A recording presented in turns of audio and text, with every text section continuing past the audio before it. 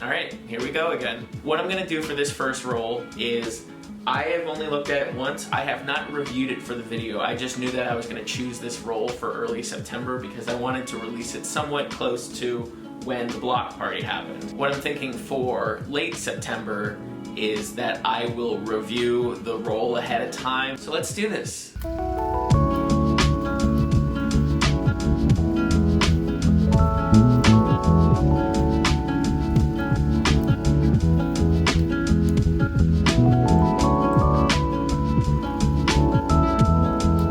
This roll was shot a little bit on August 11th, but primarily August 12th during the, I think, first Hip Strip block party. I mean, I've lived in this building for 2 years, and I don't ever recall waking up to a sound check right outside my window. Two more of those kimonos and some lawn chairs, because we are trying to kick it. Hey. My friend Morgan visited. We went to a lake to go swimming, and they brought a paddleboard with them, and we had lunch on the paddleboard in the middle of the water, which was amazing, and just laid on the paddleboard for at least an hour, just drifting all around, and it was perfect. It was exactly what I needed to relax. I saw at the dark room that they had FP4, which I had never shot, so I bought it and had it in my bag. Talking about how I load a roll of film to get extra exposures on, this is another roll where I did that, and I got 39 photos on this one. It's a 36 exposure roll. I got 3 extra photos. So this first photo, either that's the beginning of the emulsion, or when you load the roll of film, there's like a little bit of tag already exposed. So that's probably where the sun hit. And then at the edge of the film roll is a bunch of felt, I think, to protect an additional protection of light. And I think that might be what causes that texture pattern on the edge. I've gotten some pretty cool effects. This film, I don't know if it's the way I shot it or the way they processed it. It is very saturated. It's a nice texture photo. It doesn't ring out to me as anything to highlight, but maybe. And one of the things with this, the Ko-fi tier real quick, is that the people who get early access to this video could tell me, hey, I actually really like that photo. Could you highlight it? And I might do that. Oh my gosh. Oh, that's cool. Whoa. Wow. So that's a double exposure. This is awesome. This looks so much cooler. I bet it wouldn't have looked as cool if it was in color, because the lake that is being reflected would have been a different color than the sky, but with it looking the same way, it almost looks like a waveform, like for an audio sequence. So within my camera is a viewfinder. There's a split diopter for focusing. There's like a texture circle. I don't know what all of it is, but I use it to line up my double exposures. This just looks so cool. Because the lake was reflecting the trees, you've got some of that reflection in the water and in the sky. Well, that's gonna be a highlight for sure. Here is the paddleboard at the lake, and I think our lunch bag of, we ate, what did we eat? We ate cucumbers. So yeah, this is Morgan's paddleboard. It's also framed nice. Got that nice diagonal line going through the left corner. Here's Morgan deflating the paddleboard. Unfortunately, they're overexposed. So here's the thing. When I photograph people, I tend to have more of a candid style, or I guess like a photojournalist style. Like I'm trying to capture people in the moment rather than having them posed. And so I was looking to get a photograph of her doing a task, and then she saw me looking through the camera and posed, and I said, and I basically was like, I'll take a photo, but I didn't meter it. I think it's better to capture the moment more than having the perfect settings. So if someone like looks at me and they're smiling, a lot of the times I'm like, I give myself like 3 seconds to figure out those settings and take the photo, because once they have to hold the face, it's inauthentic. I know when people have asked me to smile for photos and they take more than 5 seconds, I'm like, I can feel the muscles in my face holding this smile, and I'm happy to, but it's not the... You ever feel love for someone and you just say, I love you, and it just feels like it leaps out of your throat? That's what other emotions are like, and I want to capture that. It's false to hold something longer than it is felt in the body. So this photo, I'm gonna zoom in here. So yeah, it's not a good photo. There's nothing really interesting happening here. That looks beautiful. That's serene. I really like my use of depth of field, that these trees on the shore I'm on are creating almost a vignette of the lake, because there are branches on all 4 sides. The light is strongest in the shimmering on the water, which is so beautiful. And then there's also a bright spot on the road. There's a calmingness to it. So, here we are, it's about 10 a.m. on August 12th. This is during a sound check, and I don't know for certain, but the person doing the sound check on stage is that Greaves in the white sweatshirt. An interesting view of my bedroom and the concert. Just look how... look at the view I had. Like, there's never been a show like this on this street. I almost want to, like, take this segment and respond to another video.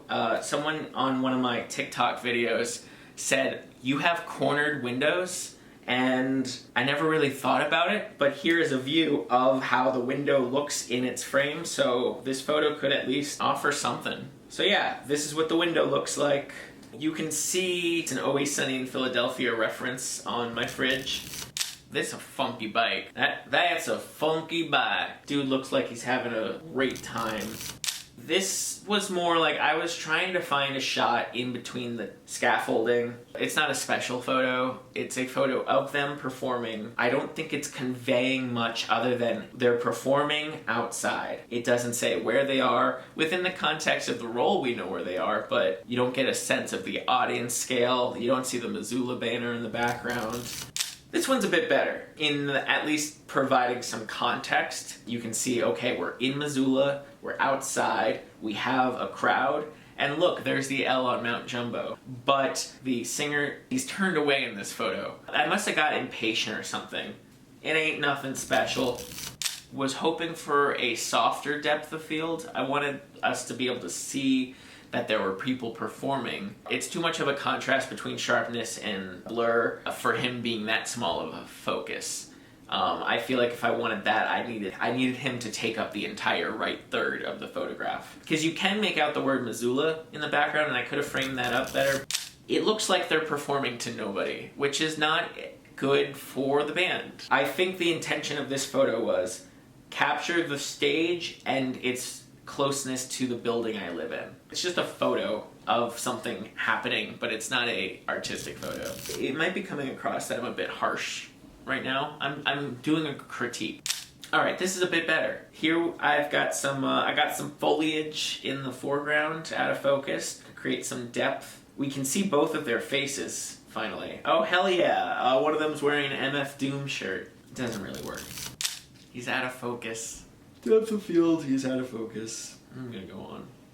I feel like that leaf on the top was intentional, just because it was nearby. I'm like, yeah, why not some depth of field, but it was not necessary for this photo. I guess to capture the environment, it's a decent photo. Playing with a little bit of a double exposure here. I don't know if it works though. It's hard to look at my photos that I take when I'm uninspired, where I'm just kind of taking photos for photo's sake. Especially now that I'm doing this. I don't have much to say on this. I guess the big thing going on in this photo would be the stage, but the stage takes up such a small amount of the photo. The majority of this photo is the clouds. What did I do here? What did I do here? What? I flipped it for sure. So it's a double exposure with the stage and a little bit of the building in the view, and I'm gonna rotate this photo upside down. It's funky, but is it interesting? Okay, this is a bit better, but again, I'm like putting 2/3 of the image as the sky. It could be a stronger photo if I cropped it so that you had like 1/3 of the screen being sky and then 2/3 of it being the audience and stuff. It's better, but with this contrast, a lot of details are being lost in here. Oh, look, it's me. Here's just me in my space. All right, this photo and the next photo are two that it's like, I wanted to take that photo, but I just feel uncomfortable photographing people I don't know, especially from my window. I really like the angle of the sun and how long it was casting their shadows. I think this could have been a cool photo, but I just got nervous. So FP4 is a 125 ISO, which means it basically needs direct sunlight. This is one that maybe the person who I have photographed would like it. My disappointment with the photo is how much blur there is. While they were dancing, this little kid came up, and I can't remember if he started dancing, but I think he was just fascinated, and when he stepped up into the middle, all the dancers started like cheering him on, and it was just really cute. The genuine look between the kid and the guy crouching over is pretty pure. It looks like I opted for a slower shutter speed over having more depth of field. The background's too loud. It didn't capture the style. It just kind of almost looks like an exercise. With the depth of field I have, it's like I think you can tell that someone's in a wheelchair, but you can't see what her emotions are. That's what this photo is missing. This photo is missing emotion. This is one that I had hoped would have turned out better. Too much room on the bottom of the frame and not enough room on the top. It would have been cooler, I think, if I moved over a bit and was photographing with the stage in the background so you could see that this was all happening at the event. Because right now, this video has context, but when people see an individual photo, they don't always know the context. If I was able to shoot at a higher shutter speed, this would have been flippin' sweet. I feel like it could have even worked at these settings if it was in color to just pop him out of the background a bit with the green trees, but unfortunately he's just blending into the environment. Environment photo again. You see the kid, he's got his noise canceling headphones on. I'm assuming that's what that is, but as a photograph, it is unfocused. And I'm not using light.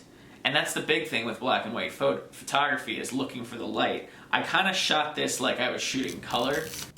Okay, that's pretty cool. This is a double exposure, flipping the camera around. I didn't really try anything new here. This roll is not looking like what it's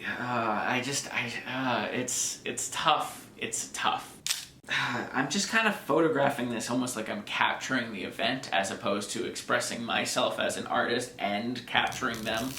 Here is a shot of just the sign on the opposite side. I guess if you're driving down Higgins Street, you can see this. I really was using a lot of photographing the sky a lot, focusing on that. I like the light shimmering on the windows. I mean, I love the building I live in.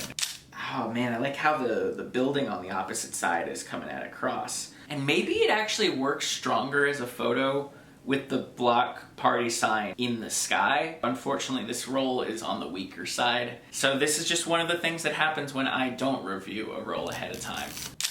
Graffiti artist, not that effective of an image when it's black and white, but I feel like if I crop it in and have his head and his shoulder in the right third, and then have his hand in the spray paint in the upper left corner, that it is a more interesting photo. You get to see the tattoos on his hands. It's more about the act of spray painting as opposed to what he's spray painting. Yeah, so I'm zooming into this to be a portrait and getting the tops of people's heads out of focus and then the stage back there. But you know what a big overarching theme is I'm getting from this is that I'm learning kind of like what I want and should be photographing. I want to capture emotion. I want to try to capture people how I see them and how they see themselves. I want like intimate photography of people, and event photography. Unless I know someone performing, I don't really know any of these people, and I don't know. So it's like I'm kind of capturing it objectively, and I don't really have a purpose other than I want to shoot, I guess, because it's something to do. This is up my fire escape. I didn't step out. I leaned out the door. It's tough. It's tough sharing a roll that isn't good. It's a practice video.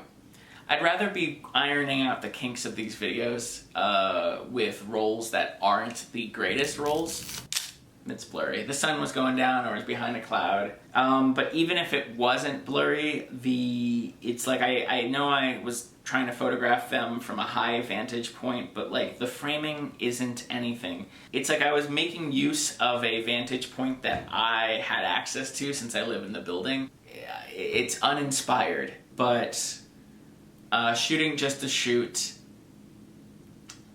I mean, I think you can tell, like, that first double exposure I did at a time when I felt calm and relaxed. It's hard. I don't want to put out toxic positivity, but it's also hard to put out a video where I'm not generally enthusiastic. Yeah, well, thanks for watching. It wasn't as strong of a roll as I had wanted it to be. It's a bit disappointing, but that's also part of the creative process. If you'd like to learn how to support me, keep watching. But otherwise, thanks for watching, and hope you have a good day. $3, you gain access to all the rolls of the month. $5, you get early access to this video, and you can access the whole archive of all the photos that have ever been shared in past months. $7, you get a 4x6 print of the most liked photo on Instagram. The important thing is when I do these video highlights for this, those likes don't count. You have to go to the image post on Instagram and like that photo for me to count that as what the print will be. And then a $10 tier, which is that and all the other stuff, plus what I think is the best photo of the month as a 4x6 print. 25% discount. And then there's a shop that has postcards, stickers, prints, and puzzles. That's available for you to buy in the store. Thanks for watching. I hope you're having a good day. Bye-bye.